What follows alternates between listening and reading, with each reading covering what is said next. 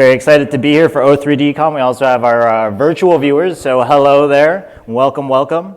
So today, my name is Carl Domingo. I'm a technical trainer at AWS, where I essentially make a lot of content to teach you how to make things like what I'm going to be doing today, game foundations, where we're going to be walking through how to basically build a simple game. We're going to have a little bit of interactions in there. We're going to be using animations, and then we're going to learn how to set up prefabs and level spawning. So really excited. I have designed this workshop to be follow along. So for any folks that are in the room or anybody that's online, if you want to get the most out of this workshop, feel free to follow along.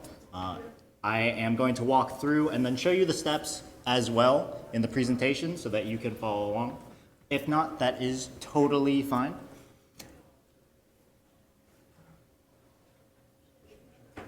Oh, this is dying. Maybe it's just my rugged voice.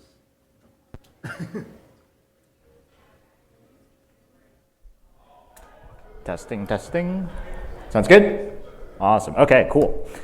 So getting started, so you will need the latest version, which is 22.10 of O3D, as well as the starter project from GitHub. So this is available on my personal GitHub at the moment, github.com/cdomingo/character workshop. So that actually has the starter project as well as the completed project. So for those of you that are online that just want to check it out later and see everything that I've set up, you can feel free to go grab that from GitHub. You can just grab the zip and then open it inside of the project manager.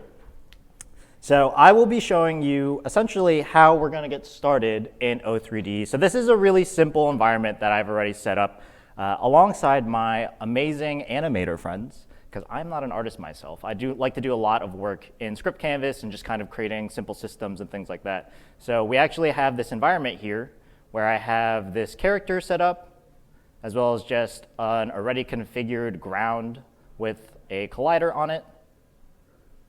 So if I take a look at this character here, you can see it has a couple of components already set up. It has the actor component, which essentially manages the mesh for our character model here. It has the material, so it has all of the different kind of maps that you'll need for your character to get some of like the texture and some of the, some of the different lighting and things like that. And then we have the animation graph. So I'll do a really brief intro into the animation graph just to kind of show you how it's all set up. This is going to be really important as we actually start working through our project. So the animation graph controls all of the animations that our character has. So if I just play the game real quick,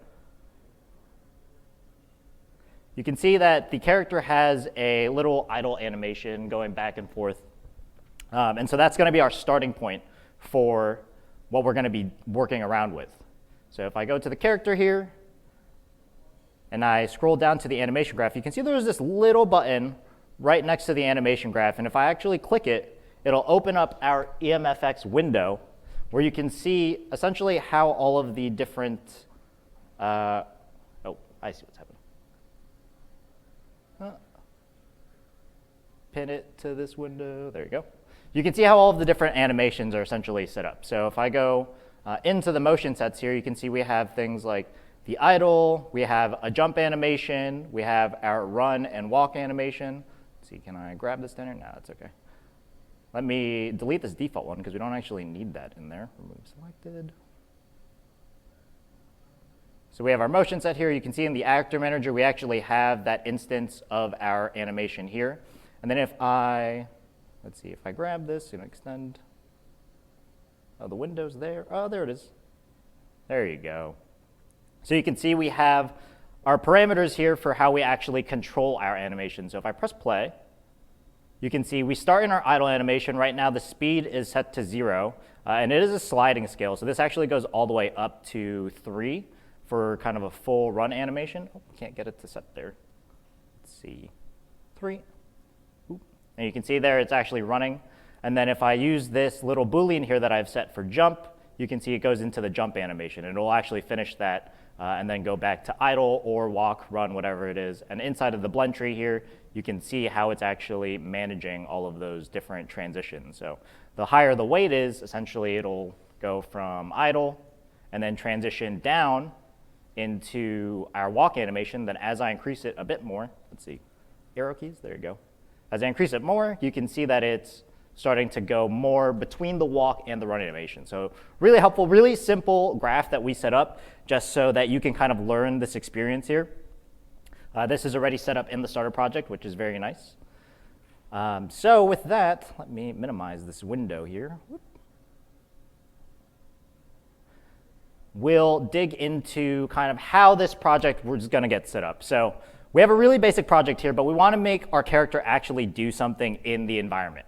So I'm going to go in, select our character entity, and on the right-hand side, we have the Add Component button. And in here has all the different components that we can use inside of our entities.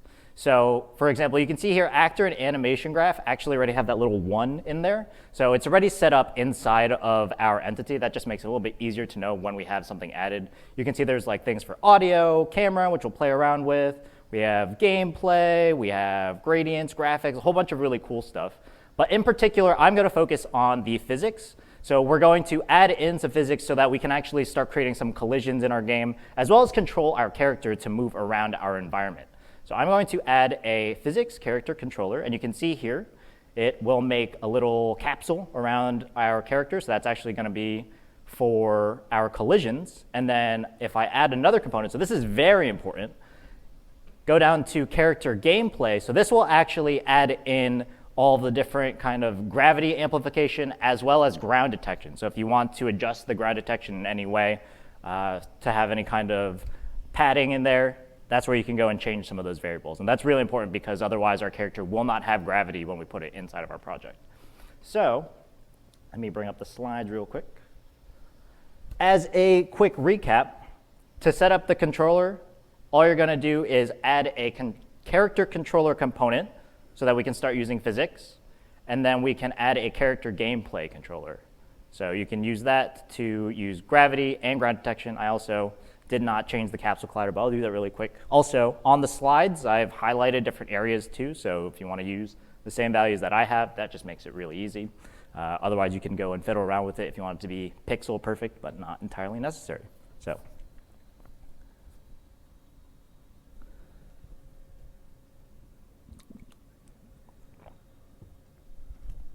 And we do have an amazing workshop later for going into EMFX and animation. So if you want to dig into that, that is going to be at 1:30. Highly recommend.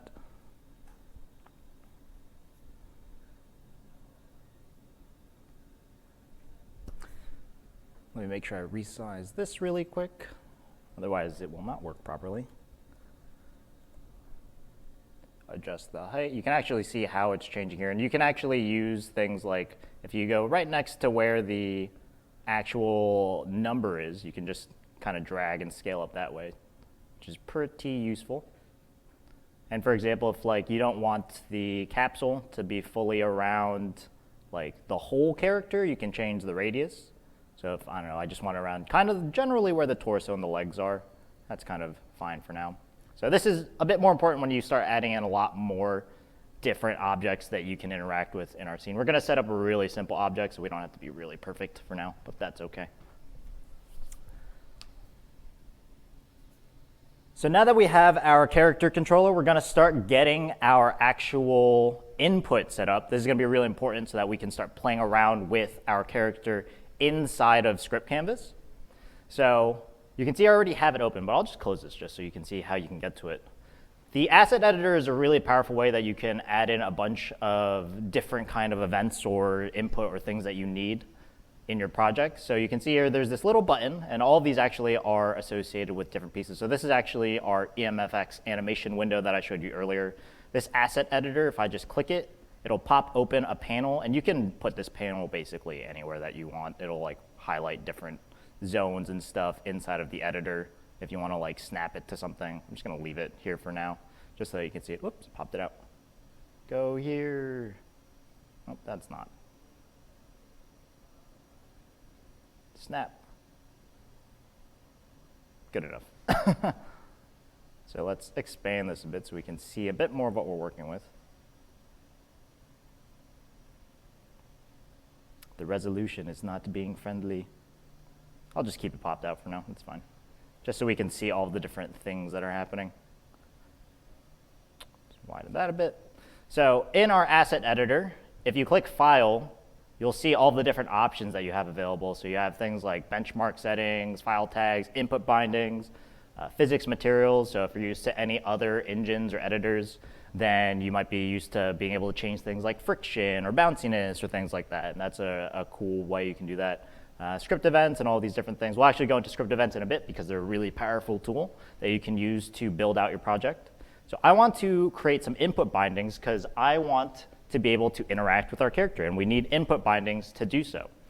So I opened up an input event group here, and if I click the plus icon, you'll see it pops open this little section here where we can fill out properties. So our event names are going to be what we actually want the input to be. So for example, I want this to be forward, and now we actually have to apply our input and be able to listen for these events. So if I click the plus next to event generator, you can either use thumbstick input. I do not have a controller anywhere near me, so I can go down and select an input event map. And if you expand the section below, you'll see here it says debug something concept. It's really small. I should have brought my reading glasses with me too.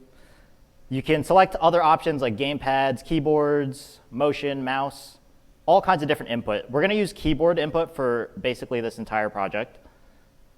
And you can go in and set the different keys that you want to be able to use. So for example, forward, we want to move forward and backwards. Conventionally with most games, you use W to go forwards and S to go back. So I can select keyboard key alphanumeric W. And right now this is set to 1, so this is in our positive value. And then if I add another one down here, make sure you select that input event map. We're going to be creating a keyboard input to go backwards. So we want S. Let's see, scroll down. Oh, one too far. There you go. And we're actually going to make this -1. So now when we actually use this inside of our input handler, we're going to be able to go backwards. And you can do this for a lot of different inputs too. So if I click the plus icon, I can add a new event generator. So for example, I want to be able to strafe and create an input generator for this. Open that up, keyboard. So typically E, is going to go to the right, so that's going to be our positive. There you go. And then add in another one for Q. So this is going to be our negative. Keyboard, keyboard key, alpha, numeric, QRS. There you go. And then we're going to add this in as well, just so that we can do it all in one go. We're going to create a turn that we'll use a little bit later. So if we add another group, here we have forward, strafe, now we have turn. We can add this in here, create an input event map. Whoops. Keyboard. So this is going to be D is going to be positive because we're going to go to the right. And then we add in another generator for A, which is going to turn to the left. So this is basically what we're going to be using for all of our input. You can do the same thing if you wanted to create a sprint, which we'll actually do. You can use it for if you want to interact with objects. Maybe you want to use the mouse, for example. Left click, you can use that to interact with things in the world, space to jump. So it's a really powerful way that you can just kind of set up your own custom inputs. So let me expand this so we can see everything here. We have our event generators for forward, strafe. We have our keyboard keys. Wrong arrow, there you go. Set to all the different values. I actually don't even think I changed A, which would have been a very costly mistake later that I would have spent several minutes trying to figure out why. So that is basically what our input looks like. And then make sure you save this. So you can go to File and Save. Or if you want to do Command S, you can save that as well, or Control S, I should say. We're in the right project. Cool. And I'm not going to be super tidy for now, so sorry about that. But if you want to, you can make new folders to store things in. So this will be character input for now. So save that. Cool. And then let me bring up the slide so that you can see the steps. So for those of you that are watching at home or those of you that are in the room, if you want to open up your asset editor panel, there's that little kind of file icon in the top left of O3DE. You can click File, go to New, Input Bindings, and then you can go in and create a bunch of different input event groups by clicking that little plus icon to the right of that row there. And then you're going to create groups for forward, strafe, and turn.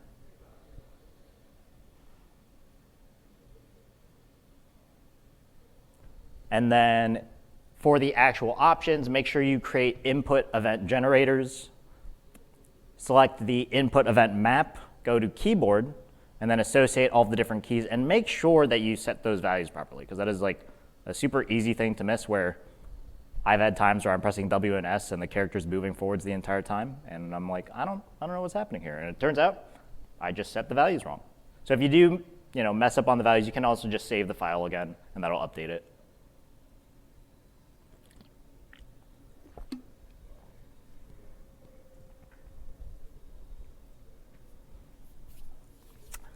Okay, so we're going to get into actually creating our character inputs here and starting to manage our character. So let me pop over back to the project. I'm going to close the asset editor for now. We don't need that anymore. Actually, I'm just going to minimize it.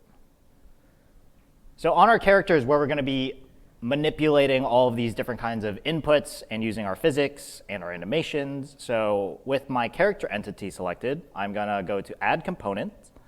I'm going to go down to Script Canvas. There you go. So this is what we're going to be using to actually manipulate our character through scripting. If you are experienced in using Lua, I am not myself, then you can use that as well. I like using Script Canvas because it's a really easy way that you can control a lot of what's available inside of O3D, especially if you're somebody new to O3D, it's a really great way that you can just see all of the different methods and classes that are available to actually create something inside of O3DE. And something that I typically forget to do is I'm going to add another component here. And if I scroll up, it should be in gameplay, make sure you add an input component. So that's really important, because otherwise your input's not going to work. So you need to connect your input component. And if you actually just type in the name of your input bindings that you've made, so if I type in character, you can see it actually autofills, which is super nice. Otherwise, if you forgot, you could click this little icon here and it'll bring up the file explorer, and then you can go in and find the file if maybe you misplaced it or something like that.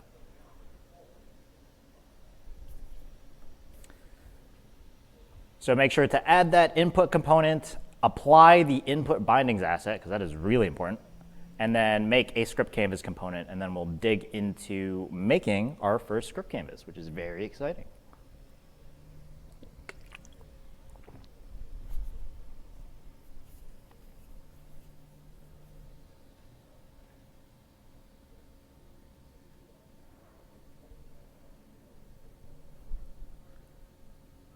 So now that we have our components set up, right next to source here in script canvas, you can click this little window icon, and this will open up our script canvas editor. Make sure, I lost it. Full screen, there you go. So you can see it's pretty blank here. On the left-hand side, we actually have all the different nodes that we can use, and it's a little daunting getting started, but generally you can click around and see the different things that are available. I don't even know what I think I've clicked constraints. can't really read this far. This is entity, I can read that. And you can open up and see different things like on entity activated, on entity deactivated. You can go down to where we have some of our physics set up, and you can see things like our character and character controllers. So generally when you're getting started, it's good to just use the different nodes that are associated with what you already have set up. It's just a really easy way to learn and start building on top of things.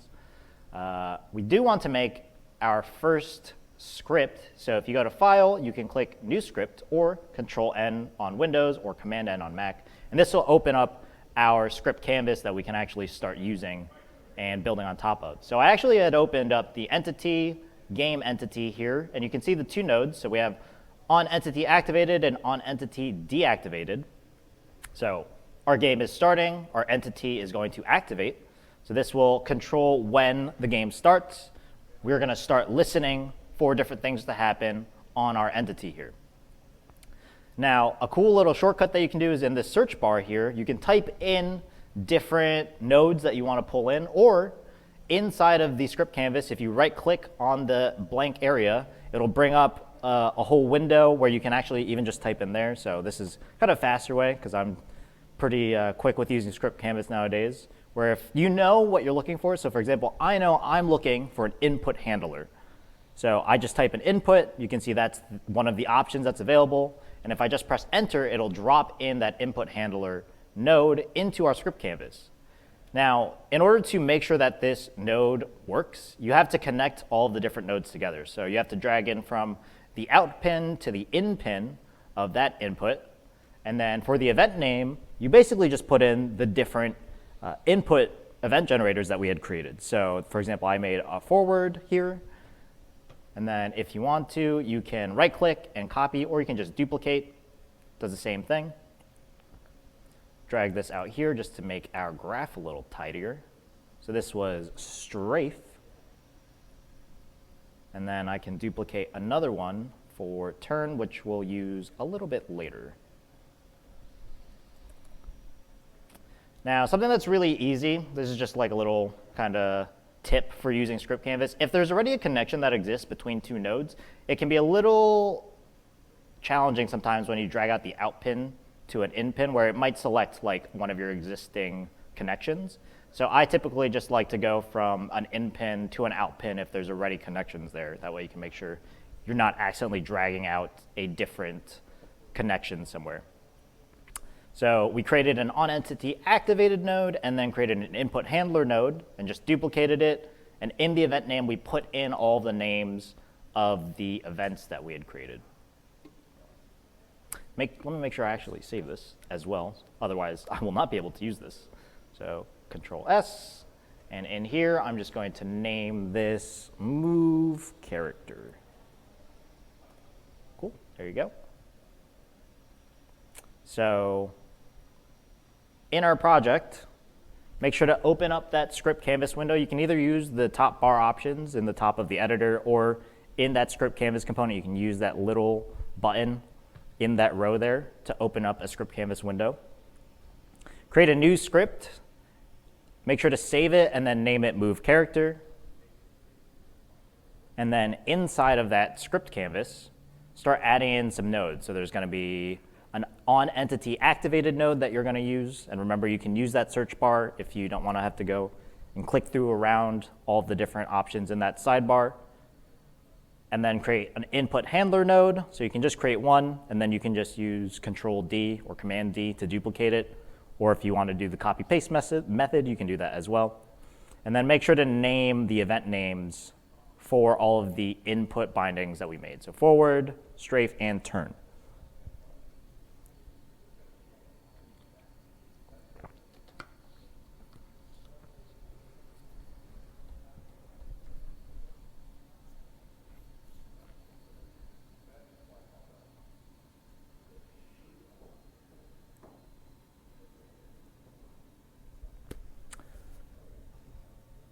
So we have our input handler set up. So these are essentially listening for whenever those events happen. So whenever you press the W or the S key, it'll send that data into our input handler. But we need to actually do something because nothing's going to happen if we just press W and S at this point.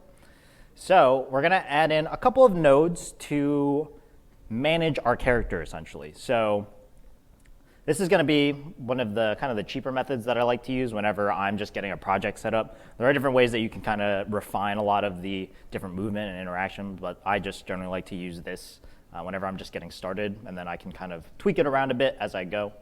So let's see, if I go to, let's check out our entity component here.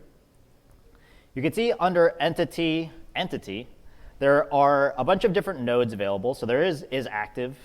So if you wanted to check if the entity was active, you could use that. And there's also orientation, which is super useful. This is kind of like a nice little cheat that you can do in your project, just so that you know which way your character is oriented at any given moment inside of the world. So for example, forward, I always want to know which way my character is facing so that I can just move forward and backwards wherever they're facing.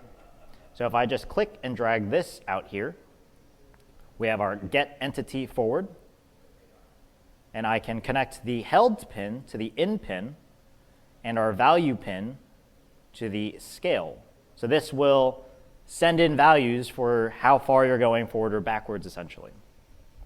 And you can do the same thing for strafe, where we want to know if we're going left or right. And so we have this get entity right node here that we can just drop in, plug the held together to in, value to scale. And so now we know whenever our character, like which way is forwards or backwards, left or right. Now we need to actually do something with that. So down in our physics section here, if I go to character, you can see that you can just apply velocities onto our character. So if I just drop in an add velocity node, you can see here, so there's a green pin, which stands for our vectors. Now on get entity forward, it actually returns a vector already.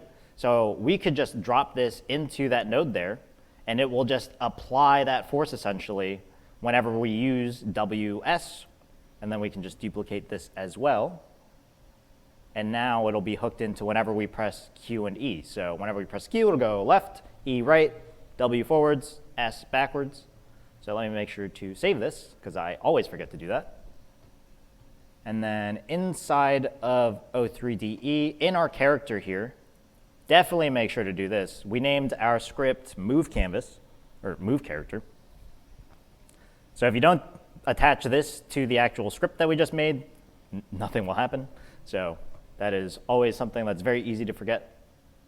And then I save this here, and then if I press play, we should be able to see. So if I press S, it goes backwards.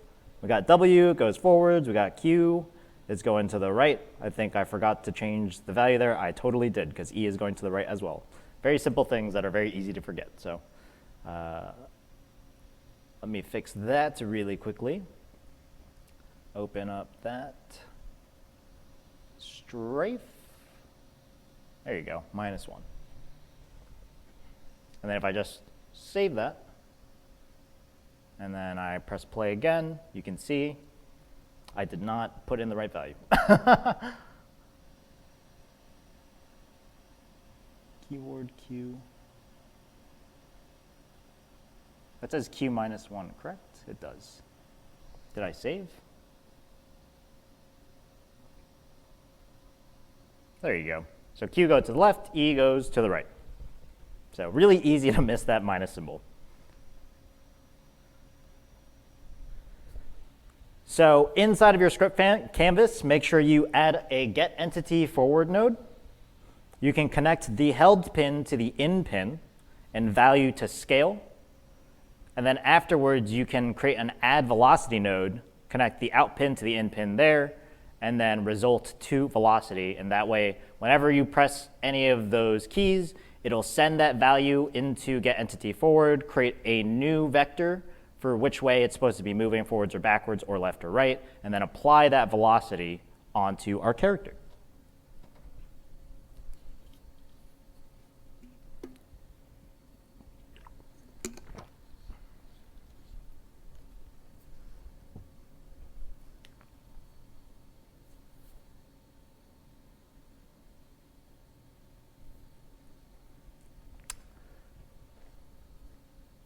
So we have our character moving, and it moves pretty slow. You probably wouldn't want it to go this slow in a game. So we're gonna go in and actually adjust our values here to be able to make it move a little bit faster. So if I go back to my script canvas here, let's see, open it here, go to this window.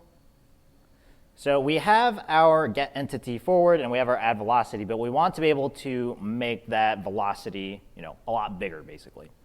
So on the top right of our script canvas, we actually can create variables for basically anything that we need. So there's booleans, there's that color, entity ID, strings, numbers, transforms, vectors. There's like so many options. So the simplest thing that I like to do is just create a number variable, and I can rename this to move speed. And inside of the variable, you can either set the number here under number variable. So I don't know, for example, it was a little slow, so I could go to like 1.5 to make it a bit faster. If you do want to be able to manipulate this variable inside of the editor, all you have to do is go down to the initial value source, and you can select from component. So if I save this, and I'll just show you really quick, select the character here. You can see in our script canvas component, there's an unused variable right now, and move speed is set to 1.5. So like, maybe I play around with 1.5, I don't like it, I could change it to 1.3 here. Now just keep in mind, this is going to override the value that's in your actual graph. So if you change the value and you want it to be different, you'd have to change it there every time. Otherwise, if you just set it to graph, it'll all be managed there. Now we actually need to do something with this variable. So what we can do is we get a value from 0 to 1, or minus 1, if we're going in our negative directions. And all we want to do is basically just multiply that force and be able to move a little bit faster. So I can actually just drop in a multiply node here. So you can see we can do math, different math functions in here. Let me move this out of the way. And we have our multiply node. And something that we can do if you want to like streamline your work process, you can just click on and hold the node, and now I'm dragging it around our window. And I can put it on top of this connector here, and it automatically connects those values for the out pins to the in pins. And then if I hold it on the value as well, it'll just automatically connect the numbers to the number out and connect it to the proper place. So really, really handy, very helpful if you want to be able to just add in nodes really quickly. I used to have to disconnect and reconnect nodes all the time, and it took way too long. And then my friend told me, he's like, you know, you can just drag and drop that. I was like, I had no idea I could do that. So super, super helpful tip. And then we can actually click and drag our move speed variable here. And if I drop it onto the number slot here, you can actually see it starts highlighting orange. So this right now is just referencing a value. If I drop in the variable here, now it's always going to reference our variable. So that is a really helpful trick if you want to be able to start changing the values in there. You don't want to use, hard numbers all the time. And I can do the same thing here. Take multiply, drag this into, let's see, this is a very small connection, boom, and then connect that value there. So I created a new multiply node, connected it to our strafe input handler, and I just dragged and held it on top of the connections between our input handler and get entity right for the number and the connector as well. So let's just take a look at that, see what that looks like. Make sure you save. Minimize this window. So now our character should go a little bit faster. Looks a little faster to me. It's not kind of crawling along. And then if I even want to go and adjust that, I can go to character. Let's make it something super fast. I don't know, 5 should be a pretty visible change there. And then whoop, you can see it's kind of zipping along. So very fast character now. So let me make sure I set that back because I don't want it to be that fast. It's a little too fast. So I think I had it about like 1.5 or so, 1.4.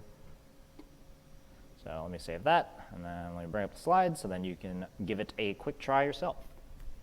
So make sure in the top right you create a new number variable. So you have to click that new variable button and then go down and select the number. It also has a little yellow box next to it, so that's a really easy way to quickly see. Call it move speed and give it a default value. If you want, you can change that from value or that initial value source to from graph to from component if you want to actually manage that variable from the component in O3DE. If not, just leave it to from graph and you can just change the value in there. You're then going to create a multiply node.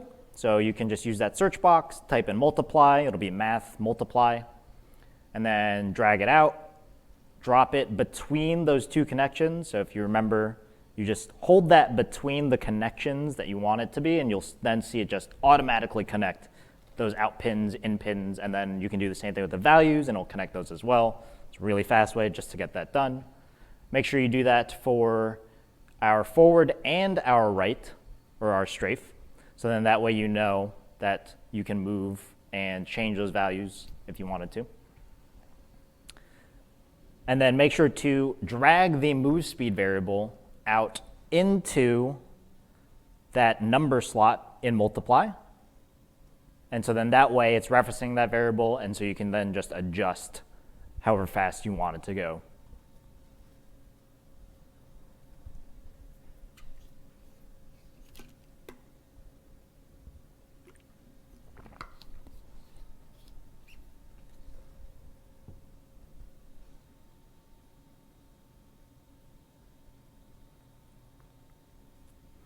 And then make sure you save that script, otherwise none of the changes that we made will actually update. Make sure to apply the script canvas again to the component if you did not already or you forgot. And then when you press play, you can see that move speed change as you press your different keys. And then if you want, you can feel free to adjust the speed to however you want. Keep in mind, I am going to show you how to set up a sprint very simply. So you don't have to go that fast. And then just test it out, see how it feels, and then make sure you save. Otherwise, it won't save that value.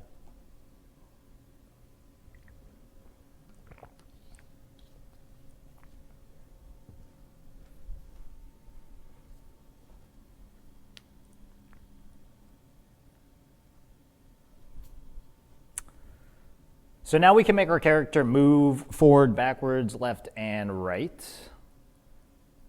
But we want to do a bit more. It looks, pretty weird that he's just facing the one orientation all the time. So let's use that turn input binding that we had set up already and put that inside of our script canvas.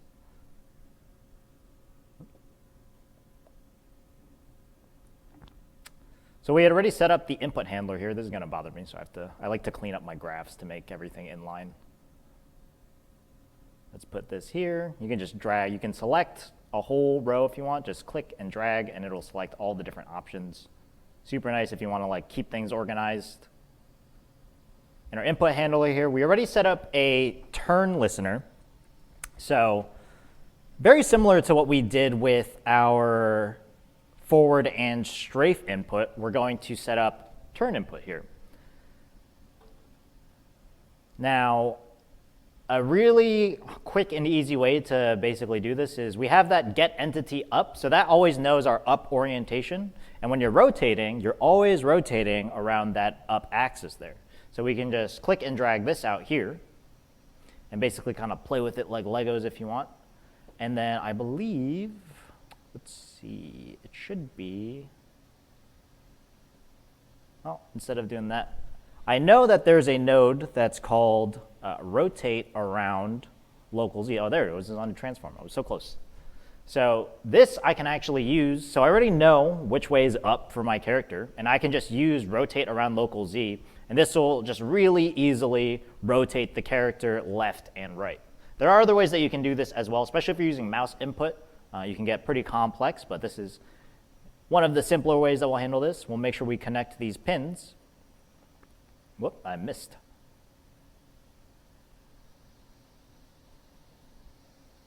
Did I grab the wrong node? I think I did.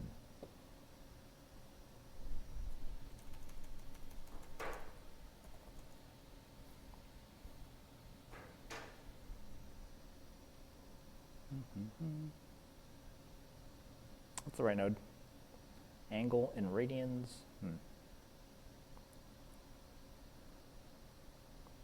I think I grabbed the wrong. Oh, I don't actually. I'm silly. I don't actually need to get entity up. Totally forgot because it's just a number that we can put in. Silly me. So we can take this multiply node here, drag this out, drop it, connect the result straight into angle. So this will be really aggressive. So you really want a small number. You can try putting a big number. It's just gonna do a tornado, which is fine if that's the effect that you want. We're going to drag the held pin to the in pin value to our empty slot here. Now we don't want move speed because turning speeds are going to be different than moving speeds. So we're going to create a new variable here for a number. We're going to call this turn speed. And I said before that you want a really small number. I think generally I use something like 0.1. So we'll see how fast this is. It is actually very surprisingly fast. And I can just drag this in here, drop turn speed in there, so it overwrites move speed to be turn speed. And this will start turning our character whenever I use A or D here. So let's see, let's test it out, see if I did that right. There you go. So I'm pressing D and it's turning to the left, so I might actually just need to multiply by -1 there. I got my math wrong, but that's okay. Really quick change. But you can see it's turning pretty fast. I only set it to 0.1. You can leave it this fast if you want. It just it can be a little hard to control. So I might go down to like 0.05 or something like that, just to make it a little bit more controllable. So let's see. In our turn speed, it's 0.1. It was turning differently than what I expected, but that's a really easy fix that we can do. So you can just do -0.5 there. Oh, nope, not 0.5, 0.05. One even less. 0.5 is too fast. So this should adjust our variables properly. Or in the input bindings, you could set D to -1 or A to 1 as well.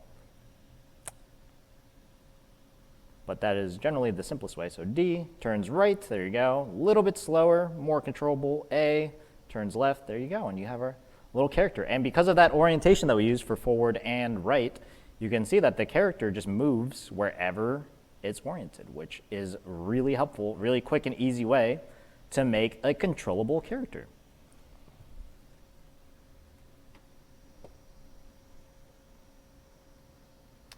So let's add some turning to our character. We had already made that input binding for turn, and we already made that input handler node for turn, actually. So all you have to do is create a variable for the turn speed.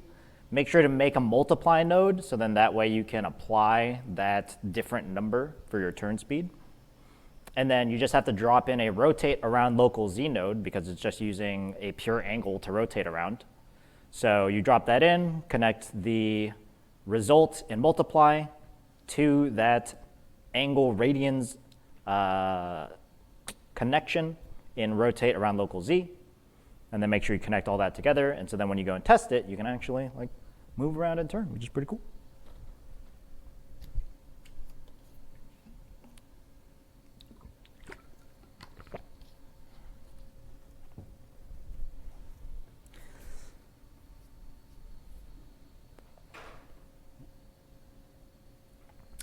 Okay, so we have our character moving, really great start. But we want to, our camera doesn't do anything, it's like just kind of sitting there. So it's not very immersive in my opinion. So we're gonna start playing around with the camera entity here. So you can see here it just has a transform component, where it is in the world, and then it has a camera component, so this is a camera, makes sense. Something that we can do that's available in O3DE as a gem is our starting point camera gem, which allows us to use a component in here. Let's see if I go to, where's our camera? There's our camera. We can actually add in a camera rig. So this makes your life so much easier. So in here you can see there's a bunch of different behaviors, acquirers down here. So we want to create a new target acquirer. And we're going to acquire by entity ID. You could also acquire by tag if you want, but we're going to be watching the character the entire time, so it's easier just to use the entity. And I can just drag our character entity from the outliner to our target here. And so this will automatically target our character. Now, if I press play, nothing happens. That's because we actually have to now tell our camera what to do now that it knows what it's looking at. So in our camera rig here, I'm going to be setting up a lot of transform behaviors to make our camera follow our character. So the first one that I'm going to add in here is, you can see next to transform behaviors, I press plus, brought up a new window, and there's a bunch of options in here. There's follow target from distance, offset position, rotate, face target. What is this? Follow target from angle. We're just going to want to follow our character from a certain distance. So I add that in there. There you go. Now, make sure if you want to change these values, you have to change the maximum value first. Otherwise, O3D will be like, I can't go greater than 0. So if I set this to a 10 maximum, we'll set this to a 1 minimum. These are all in meters, so that's the distance that you're referencing. And then the follow distance, we'll make it 3 for now. It's a little bit farther back from the character here. So if we test this out, you can see Our camera's changed position. It's not anywhere near where we want it to, but you can see the character, so that's cool. So that kind of works. Now, we need to make sure that our camera is looking at our character at all times. So let's see, if we go down here, create a new transform behavior for face target. We can now point our camera at the character the entire time. So it looks great. You can't actually see, I'm moving forwards and like left and right, but because the camera's not doing anything, you can't really see what's happening. But if I turn, you can see it is facing the character, and as it's turning, it's adjusting accordingly, which is super nice. So now, all I want to do is I want to raise the camera up and then pull it back a little bit. So it's at raise the camera up, pull it, yes. So it's at a better angle for what it's looking at. So if I add a new transform behavior for offset position. I can go in here and I can adjust the values. So I want it to be up, which is our Z. So I'll do a 3 for now. See how that looks. That is 30. That's not 3. That is going to be way higher than we want it to be. And then Y, we want to push it back a little bit. So like, I don't know, maybe a negative 1.5 here. So let's save that. Let's see how that looks. Oh, did I not put negative in there? Camera. Is that negative? Can't tell.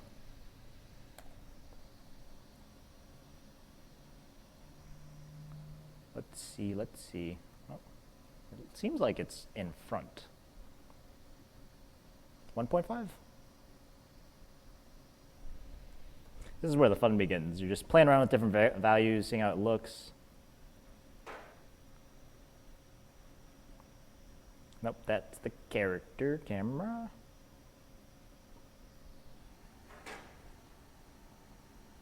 Z is up. Let's just make it 2. Make it a little closer. That'll help out the camera a little bit.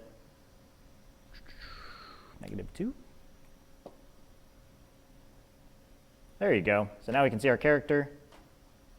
And it's kind of following the character a little bit.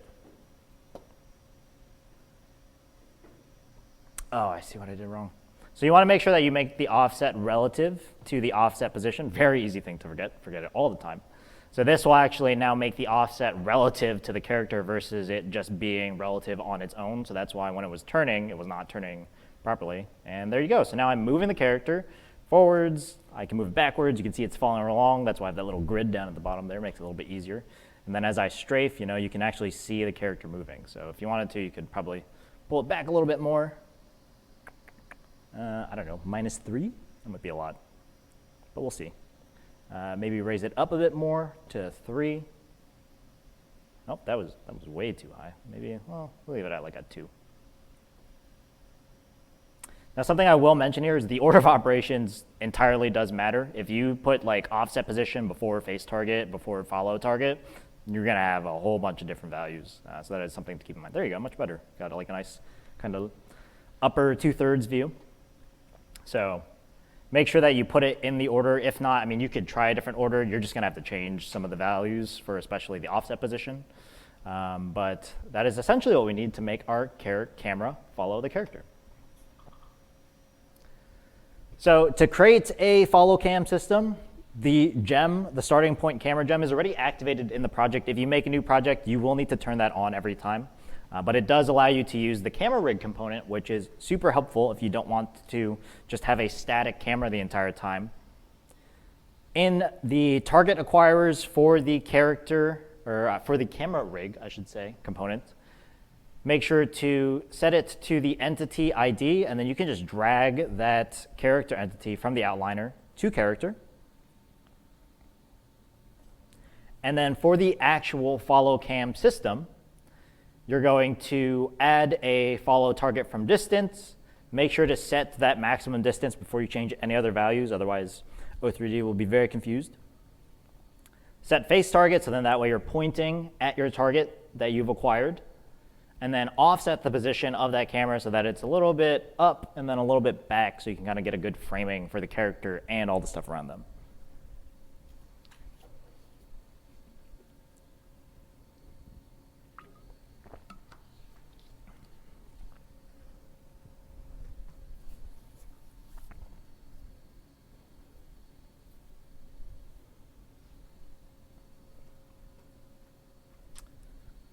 Okay, so we have our character here. We're moving along. We got some pretty solid progress, I would say. You can move the character, you can follow them with the camera, which is pretty nice.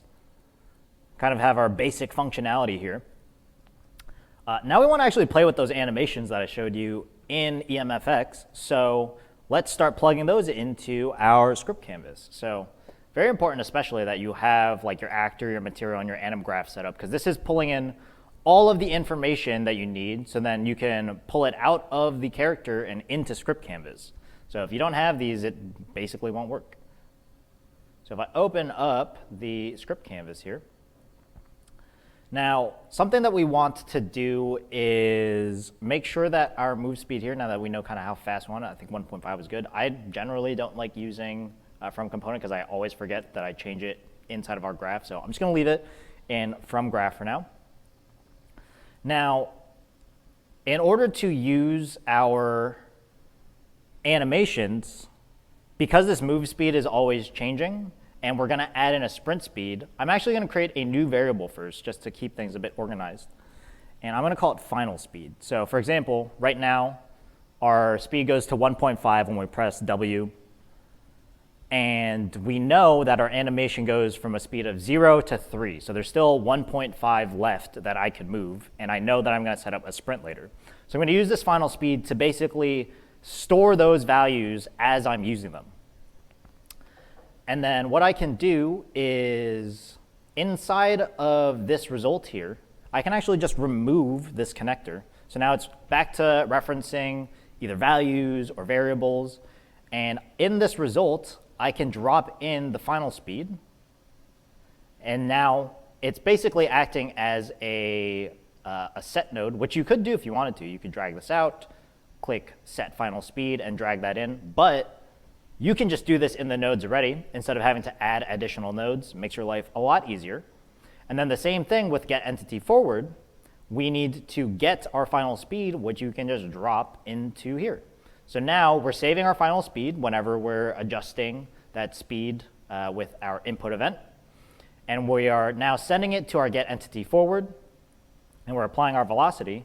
And to actually use our animations, we're going to, I'm just going to type it in here, set parameter. Whoop, I totally spelled that wrong. Parameter. So inside of animation under anim graph, you can see there's a lot of different parameters if I had set those up inside of our anim graph that I had before. I only had a number and a Boolean value for jump. So I can just set parameter float here, and then I can connect this to our add velocity. And you can see here it's oh, no, I got the wrong node.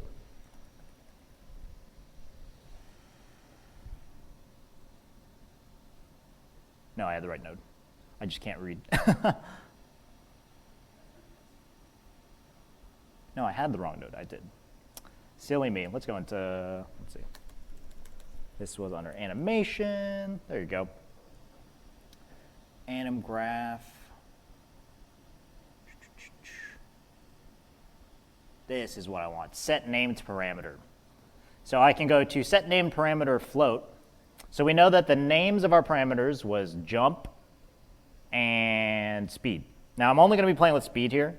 Jumping can get a little finicky because I've set up jumps in 2 different ways, and it kind of takes a little bit longer.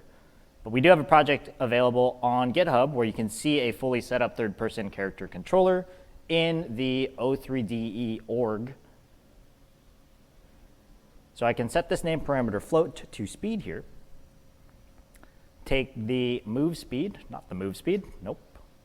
The final speed, missed. And drop it into our animation here. So now, when our velocity is applied, it's going to be like, okay, now let's adjust our speed for our animations here. So whenever I move forwards or backwards, it'll take that final speed that I saved and just chuck it in here so that I can use it whenever, and I can reset that final speed independently of our velocity, which is really nice. Let me make sure I do that down here as well for our strafe. So now, if I save this, and I didn't misread anything that I've seen. I press play. So right now our character's in idle animation. If I press W, now they're walking. If I press S, they're technically walking back a bit slower. Same thing with Q and E, it's playing that animation. So there are a couple of things wrong here, which we'll fix in a bit. We have two problems. I let go of the key and nothing's happening. So we're gonna need to fix that in particular. And we'll go and set up those animations. But before I get going any further, let's make sure that you get those animations set up in the first place. So in Script Canvas, if you didn't already do this, set move speed to from graph and just set it to the value that you like it to be. I just like to do that because it keeps everything in one place. It's very easy for me to lose track of variables that I set from a component. And then create a new number variable called final speed. You don't need to give it a default value. It's all going to be changed inside of our Script Canvas. And then in the actual Script Canvas itself, you can disconnect the result and scale connections and just drop in final speed into the result. That way it saves that value to final speed. And then in get entity forward, just change that scale to reference final speed again. So then that way we're saving our final speed, and then we can use it wherever we want, if we want to use for velocity, or in our case, if we want to create a new parameter here. So add in a set named parameter float. Make sure you type in set named, because set parameter is very different than what you're going to need. So if you already have your named parameters, you can just type in that name there, and it will reference them immediately from the animation graph, which is great. And then you can drop in that final speed there, and then in a little bit, we will go and fix that and clean that up.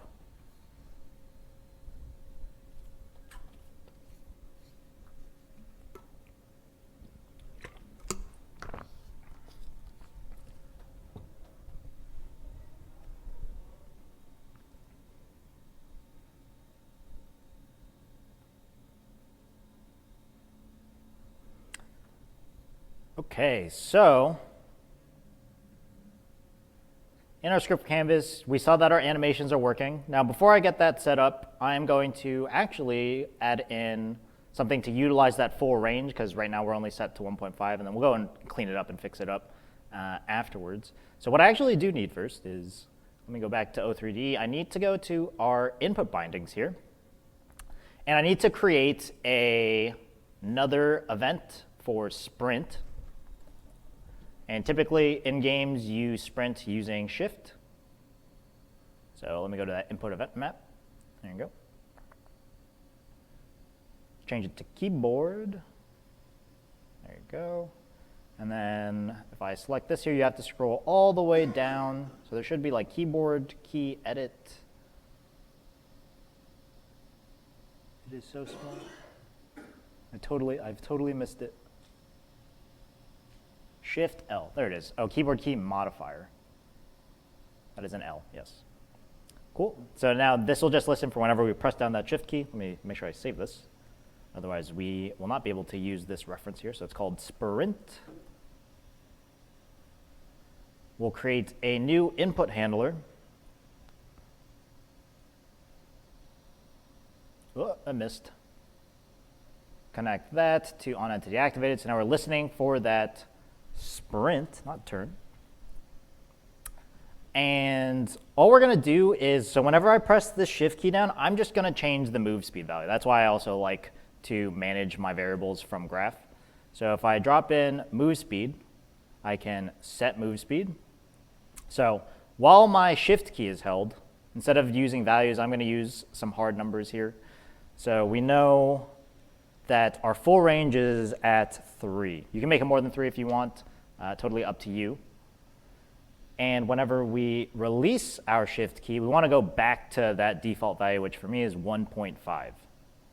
So on release, set it to 1.5. Actually, I'm going to set this to 5 just to get much faster sprint speed. But it will go all the way to the end of our scale for our animations. So the nice thing is, now that we're using our final speed, in multiply, we can just change our move speed to whatever we want it to be, and then we save that to final speed. So if it's just 1.5, our animation is going to play at 1.5. But if I press the shift key down, it'll go up to 5. Our limit is 3, so then it'll start playing our run animation. So if I press play here, you can see, press the W key down, I'm just casually walking, press shift, now I am running. And then W, it goes back down to the walk animation. And then if I let go of the key, it's still playing the animation, really easy fix that we can do. But first, let's make sure we get those inputs set up properly. But we have a pretty solid foundation now.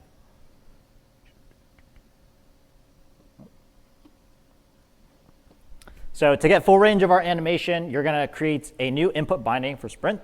So this is good practice for what we did previously.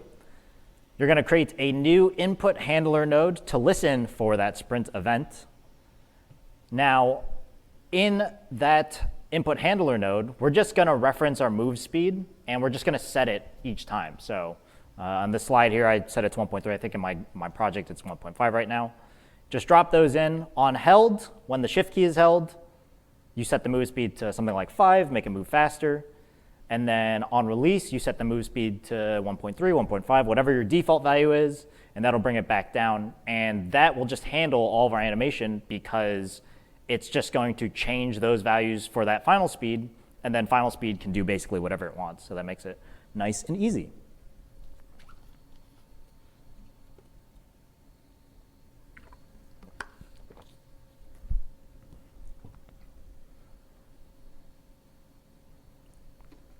So now just to clean up our animations here, you can see whenever I let go of my movement keys here, it's still playing the animation. We don't want that to happen.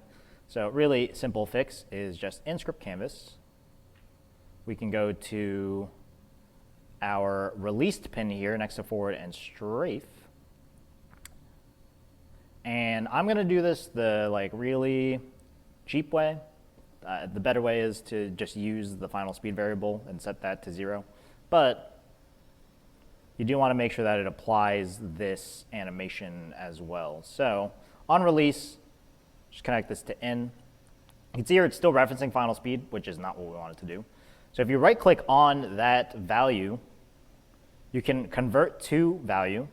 So instead of referencing a variable, now you can just put in a number, and it's supposed to be 0 because it's supposed to stop. Just duplicate this again. Whoops. Oh, there's not enough space. I need to make space. I'm just going to drag this to the side for now. There you go. Not the cleanest graph, but I'll clean it up later. So now whenever we release our W, S, Q, and E keys, it will set that value to 0, so it will stop playing the animation. Now, what you could do is you could go in on release, set final speed to 0, and then drop in final speed into your animation there. But this accomplishes the same goal basically. So let's save that. Let's see how that looks. So now idle, pressing W, release, stops walking. Same thing if I shift, stop, stops running. So that looks pretty good here. Now, interesting problem. When I'm sprinting, maybe I did this perfectly this time. That's funny. So typically, because I'm referencing whenever I'm going to a negative value, it should stop running the animation, but I magically actually did it perfectly this time, which I've never done before, which is fascinating. So what you could do, just for cleanup's sake, this might happen to you, so I'm just going to show you what happens. Whoops. In our script canvas here, you want to make sure that you're never going to negative value because our animations are not going to negative values. It goes from 0 to 3. So a really simple fix for that is if you add in an abs node, so this is for absolute value. Drag that there. Make sure you connect it. So now we want to, when our velocity is applied, we set our final speed to just be 0 to 3, or 5, I guess, because we set it to 5. And then instead of having it referenced there, it's already returning you a value of what the final speed is from 0 to 3, so we can just connect that pin to that pin. So that is something that may pop up as you're working on your project. So it's just a good thing to have in mind. Oh, let's connect. Am I missing? I am totally missing. There you go. Oh, it's so close. So now we can make sure that our final speed is constrained between positive values because our animation for speed, the parameter does not go to negative. It goes from 0 to 3. So we want to make sure that it stays within that range. If it goes negative, it will keep playing that animation because O3D will be like, I don't know what's happening here. Let's minimize this, minimize this. So now we have basically all of our animations running pretty well. So now we can get started to the other fun stuff. So in order to fix our animations, just make sure to add a set name parameter float node after our inputs for forward and strafe. Connect release to the in pin, and then you can just kind of keep it the same. Name is speed, and then we're just setting the value to 0. And then in addition, in case it pops up in future projects, make sure to create an abs node, so that's for absolute. Put it right after add velocity, right before set name parameter float. So you're going to want to make an absolute value for that final speed, and then just plug that number into that value.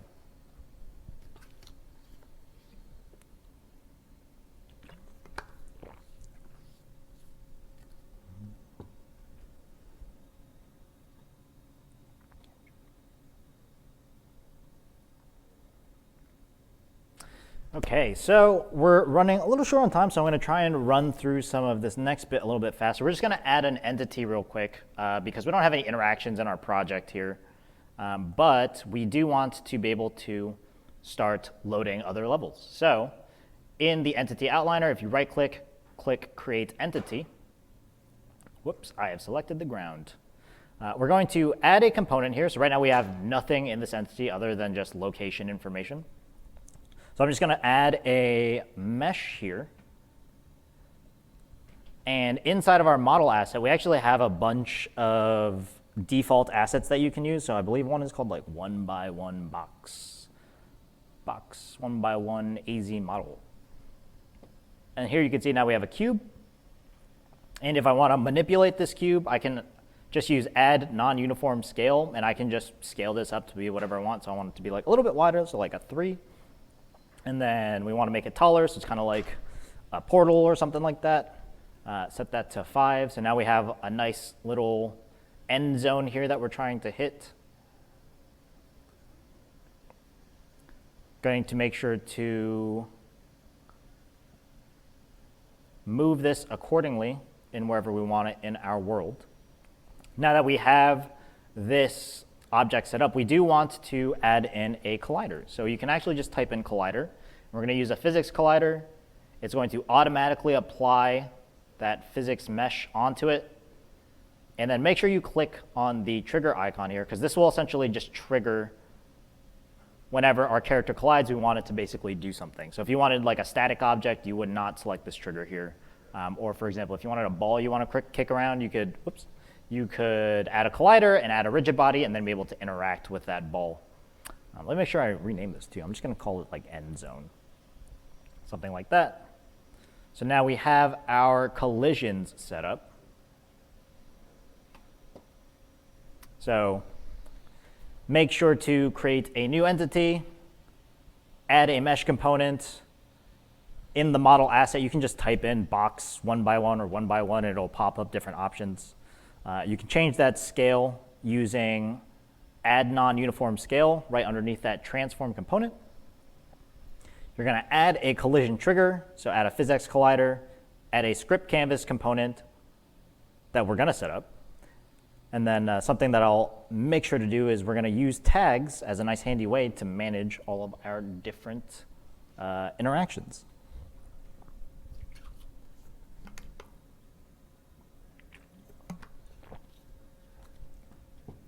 So let me make sure I do those really quickly. I need to add that script canvas component because I did not, because we need to interact with this. And I need that tag. So script canvas, very familiar with that now. Now, if you've used other editors before, other engines, you might be used to tag system. Really helpful way just to quickly reference things. So for example, I know that this character is basically going to be my player. I can create a tag for this character, name it player. So now if I ever want to check something whenever I collide with an object, I can use this tag to know, like, I collided with something. Is it the player? Yes, then I'll do something else. So using that as our reference here, let's go into script canvas and get that set up. So I will need a new canvas, so I'm going to Control N. So on entity activated, we want to do something. That's not the correct thing. On entity activated. Now we set up our end zone to be a trigger, so I can do on trigger enter event. So if I click this, it'll actually set up two nodes for you. So this is basically the setup node, and then this is the listener node here. Connect that, so now we know that we are watching for trigger enter events. Now we need to know when we collide with something, basically. So it should be other entity ID. So you always want to reference the thing that's not colliding in this case, because we want to know something collided with me. I don't know what it is, but I do need to know that there's something else there. Collect on event to in, trigger event to trigger event. Now we have that entity ID, and we made that tag. So what I can do is check has tag. So now we know what the other entity ID is. Ideally, it's the player in this case. I connect that to the source. So it's like, OK, I've collided with something. I know what the entity is. Does it have a tag of player? So it'll check that. And then we can use logic. So I can make an if statement. Connect the out pin to the in pin. Has tag, there you go, to the condition.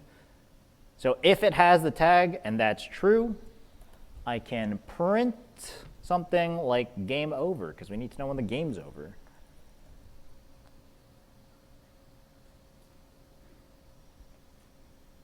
Make sure to save this. So this will be like end zone trigger or something of that nature. Just know that this is, going to activate whenever something hits the end zone. And then make sure in script canvas, that is not, oh, this is a character. Don't want to change that. End zone, source, end zone trigger. There you go. So now, I do not have a console window open. I don't know where that went. Where are the windows? I've somehow deleted my console window. Whoop, missed it. Tools, console. There you go. So down in our console here, whoop, let's just clear this. So let's play. You can see down in the bottom left, as I'm controlling my character, I run into the object. It sends that notification that game is over. So now we need to actually do something with that. So we're going to start using script events. And I'm going to have to fly through some of these so that I can show you kind of how all this is set up. So I'm going to create a file, new script event here.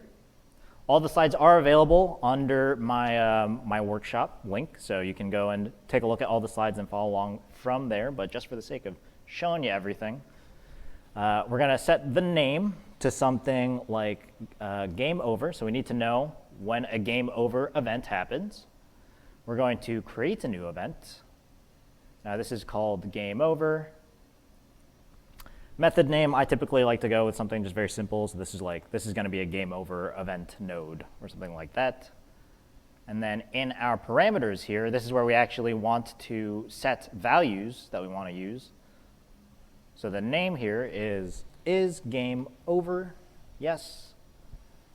And it's going to be a type of Boolean. So when I run into this object, I want it to send the game is over event.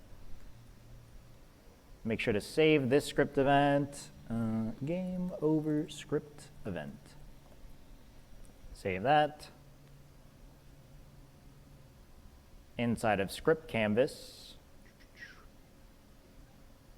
we are in the end zone trigger. We can delete this print node here, and then oh, I still have animation. If I scroll at the top, should be.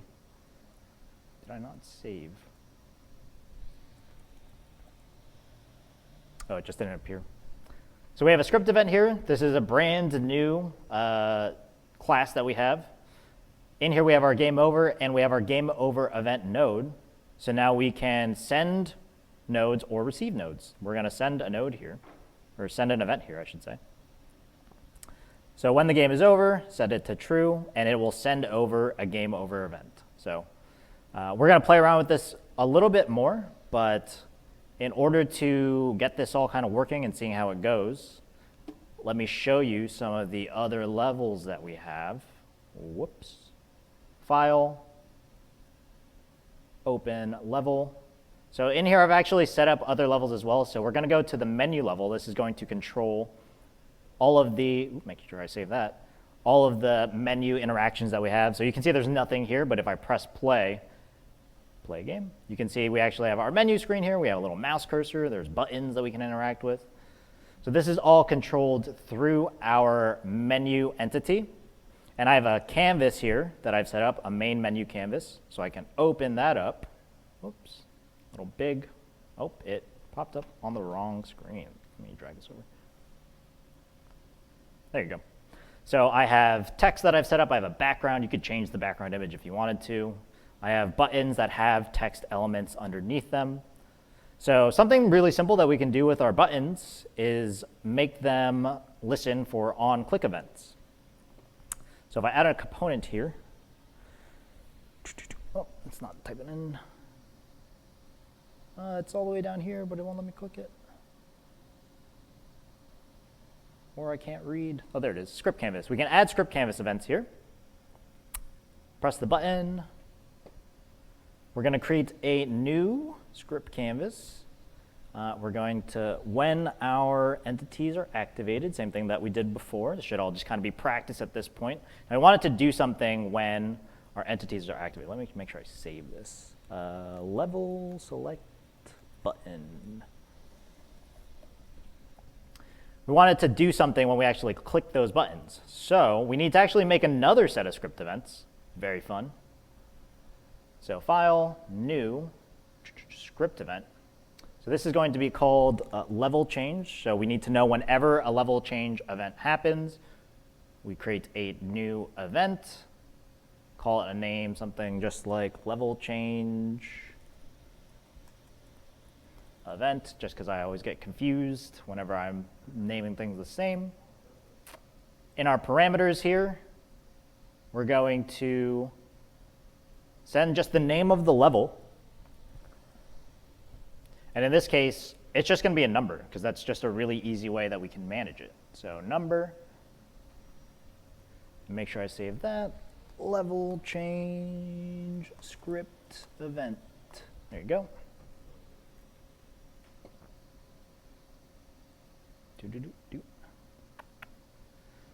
So in our script canvas, actually, we should go to that. There you go.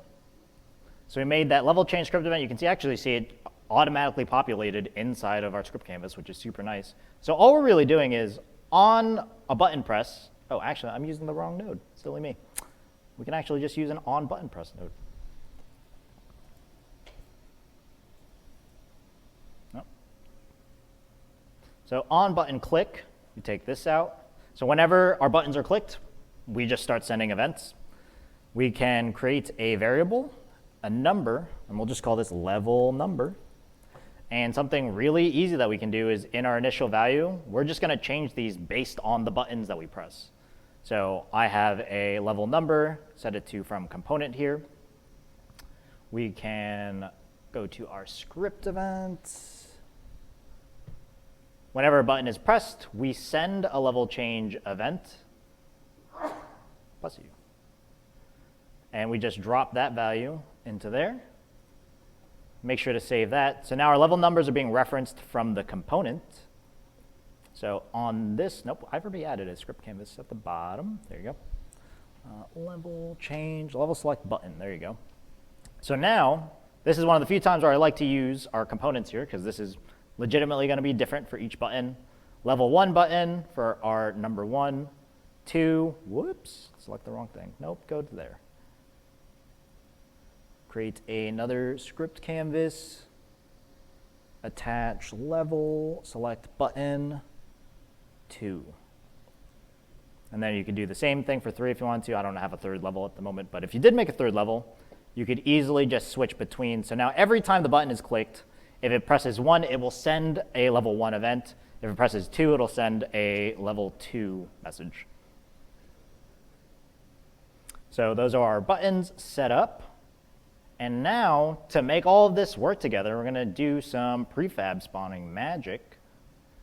We're going to open, I did not open it recently, open a level. So I have made a level specifically for loading. I have tried making a loader inside of the menu level before. It does not like doing that. So I find this to be the easiest way. The loader is essentially just going to manage whatever levels that we've created. So if I select our loader component here, nothing here, there's literally nothing in this level except this loader. If I add a component for our script canvas, let's open up the script canvas here. Let me make a new canvas that we're going to work on. So now we're going to manage all of our different events that we've set up, basically. So on entity activated, the loader should do something. This is where we're going to start working with prefabs to manage all of the levels that we've basically created. So I can spawn, no, not spawn.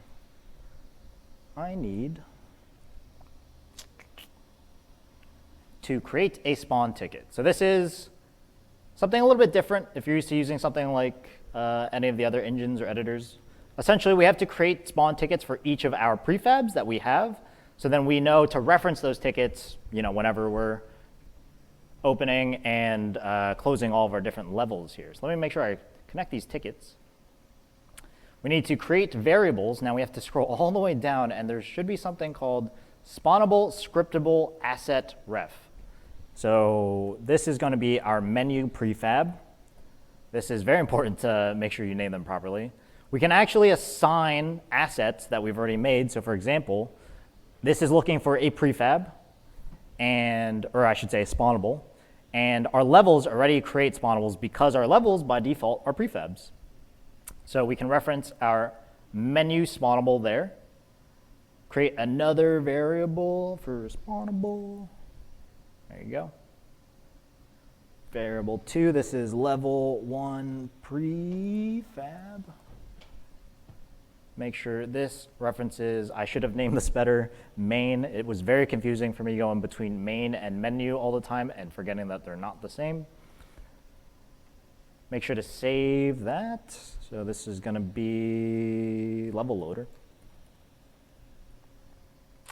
Now we need to drop these prefabs into the associated slots here. Now it sends out spawn tickets that we're going to use to reference for all of our spawning. Let's see, whoops, misspelled, there you go. Nope, just pressed a bunch of keys. So we need entity spawn tickets, there you go. So now we need tickets for our menu and our level. So this is going to be menu ticket. Do the same thing for our level 1. Oh, did not name that properly. Level 1 ticket. There you go. We're going to use these and basically just save out the spawn ticket that's created from our create spawn ticket. Very good, easy naming convention. Menu ticket goes in there. And now we want to spawn our menu. Spawn, whoops. So on ticket created, we request a spawn. And we need to know what we're going to spawn, so we use the menu ticket. Boop. So if I save this, so now we can see how all this level loading happens in action. Right now we don't have our script canvas attached, so just to show you, nothing happens when I press play. It's just a gray screen. Loader. I can go in source, level change. Nope, that one. Level loader, so I press play. It loads in our menu. Our buttons don't do anything at the moment. So really quickly, because I got 1 minute, let's see how quickly I can speed set this up. So receive, we know we're receiving, whoops, did I type that wrong? Nope, don't know where it went. We're receiving level change events. I'm moving too fast. We're going to get a number, so we can check that. Equal to. We pull in, whoops. This, nope, I'm missing. Let me zoom in. Pulling in a number, we can set the value so we know we have a level 1. If it's true, we spawn. Actually, first we despawn because you don't want too many things. True, we know we're always coming from the menu whenever this happens. So we're despawning our menu ticket. And we're spawning, whoops, a level 1. And then I'm just going to set this up right now because running out of time. So a game over event, we know when we hit that entity that we've set up, we're getting a game over event. So on receive game over, you're going to, you don't even need an if because you already, actually you do need an if. If game over is set to true, we despawn. Now I would recommend, I'm not going to do this right now. I should actually do this. We're going to create a current spawn ticket because we need to know which level we're basically referencing whatever is currently on the level, or whatever is currently on the screen, I should say. So we have our current ticket here, spawn ticket, current ticket. So now we know that the current ticket, our level 1, is what is currently spawned. We do not want to despawn our menu because it's not up right now. We despawn our current ticket, and then we spawn our level 1. Requested level 1 ticket, current, nope, menu ticket. There it is. And there you go. So if I've done this all correctly in the span of about 3 or 4 minutes, I press play. We have our menu here. I press 1. This will open up our main level. I hit this collider, sends us back to the main menu, and then you can just do it all over again.